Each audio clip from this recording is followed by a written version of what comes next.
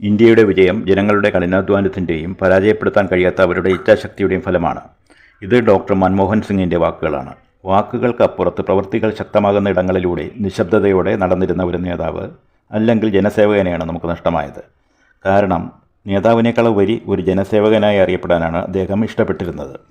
1991 India സാമ്പത്തിക പ്രതിസന്ധിയിലൂടെ കടന്നു പോകുമ്പോൾ ധനമന്ത്രിയായിരുന്ന ഡോക്ടർ മൻമോഹൻ സിംഗിൻ്റെ ദീർഘവീക്ഷണവും പരിഷ്കാരങ്ങളുമാണ് ഇന്ത്യക്ക് കരുത്തേകിയത്.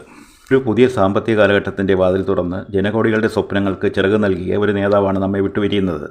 അദ്ദേഹത്തിൻ്റെ വിനയം അദ്ദേഹത്തിൻ്റെ ശക്തിയായിരുന്നു. സത്യനിഷ്ഠ അദ്ദേഹത്തിൻ്റെ ആയുധവുമായിരുന്നു. ദീർഘവീക്ഷണവും കരുത്തും ദൃഢനിശ്ചയവുമാണ് ഒരു നേതാവിൻ്റെ അടയാളമെന്ന് അദ്ദേഹം ഓർമ്മപ്പെടുത്തുന്നു.